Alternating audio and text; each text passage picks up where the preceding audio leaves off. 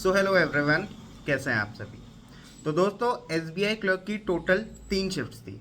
अब इन 3 शिफ्ट्स के बाद सभी लोगों के दिमाग में चल रहा है कि सर हमारी शिफ्ट इजी थी, हमारी शिफ्ट हार्ड थी, हमारा जीए इजी आ गया, उस वाली शिफ्ट का जीए इजी आ गया, टफ आ गया एंड ऑल। ये सारी की सारी बातें आप सभी लोगों को हर एक अलग अलग चैनल में देखने को मिल रही होंगी। दोस्तों, ये वीडियो मैं 2 दिन बाद इसीलिए बना रहा हूँ ताकि मैं बहुत सारी चीज़ों को देख पाऊँ। अब इसमें हुआ क्या, मैंने बहुत सारे ऐसे बच्चों से बात करी जिनका पहली शिफ्ट में भी था, सेकंड शिफ्ट में भी था और थर्ड शिफ्ट में भी था। तो इन तीनों को लेकर दोस्तों जो मैंने अजम्पशन लगाया है या जो मेरी प्रिडिक्शन है वो किस तरीके की है।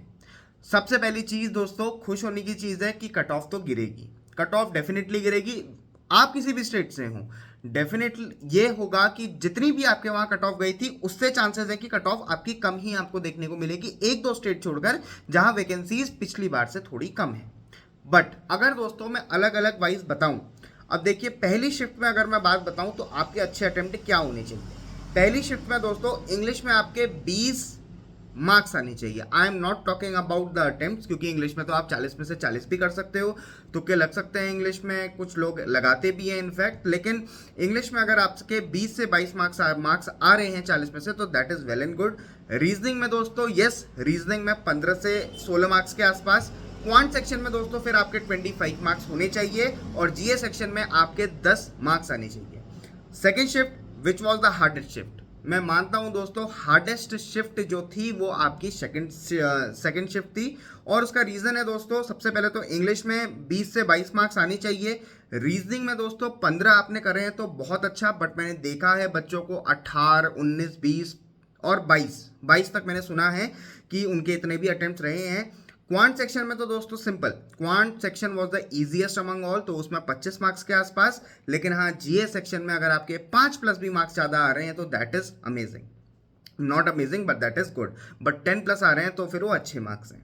तीसरी शिफ्ट में दोस्तों अगर आपके इंग्लिश में 23 के आसपास मार्क्स हैं, रीजनिंग में आपके 20 मार्क्स के आसपास है, क्वांट में 25 मार्क्स और वहीं दोस्तों जीए में 10 प्लस और 12 प्लस अगर हम उसको ले सकते हैं, तो इस तरीके की तीनों अलग अलग शिफ्ट का मैंने आपको अच्छे अटेम्प्ट्स बता दिए।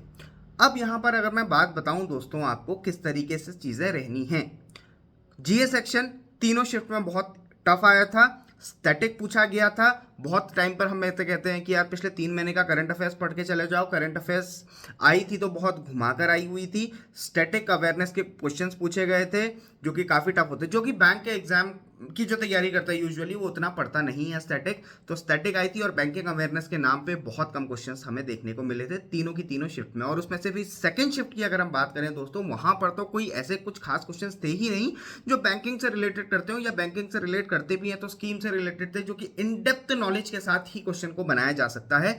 या मैं ये मानता हूं दोस्तों, जो चीज़ें कुछ चीज़ें मैं बैंक में बैठकर सीखता हूं कि हाँ ये स्कीम तब विड्रॉ हो सकती है, इसमें ऐसा होता है, जब मैं बैंक में लगने के बाद वो चीज़ें मैंने देखी तब जाकर मुझे वो चीज़ें समझ में आई। तो कुछ इस तरीके का स्टैटिक पूछा गया था बैंकिंग अवेयरनेस से रिलेटेड।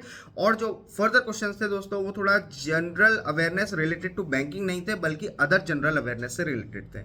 वहीं दोस्तों रीजनिंग, हर शिफ्ट में रीजनिंग में दिक्कत हुई है बच्चों को। जहां बच्चे सोचते थे कि यार रीजनिंग का सेक्शन हम 30 अटेम्प्ट करके आ जाएंगे, रीजनिंग में एसबीआई क्लर्क मेंस का पेपर है हम 25 प्लस अटेम्प्ट करके आ जाएंगे, ऐसा मुझे यूजुअली देखने को नहीं मिला। एक बच्चे का मैंने देखा था 25 से 26 अटेम्प्ट थे रीजनिंग में, and I guess it was the third shift. Yes, it was the third shift. और दोस्तों फिर मुझे लेकिन जो मैक्सिमम बच्चे दिखे वो वही 15 से 20 मार्क्स के आसपास, और जिनकी तैयारी बेहतरीन चल रही है कुछ टाइम से उनके मैं मानता हूँ 20 से 22 मार्क्स के आसपास उनके अटेम्प्ट मैंने रीजनिंग में देखे, या 23-24 के आसपास मैंने उनके अटेम्प्ट देखे।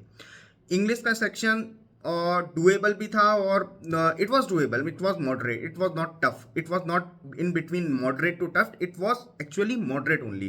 तो ये आपका रीजनिंग का इंग्लिश का सेक्शन हो गया। और साथ ही साथ में दोस्तों जीए तो मैंने बता ही दिया आपको।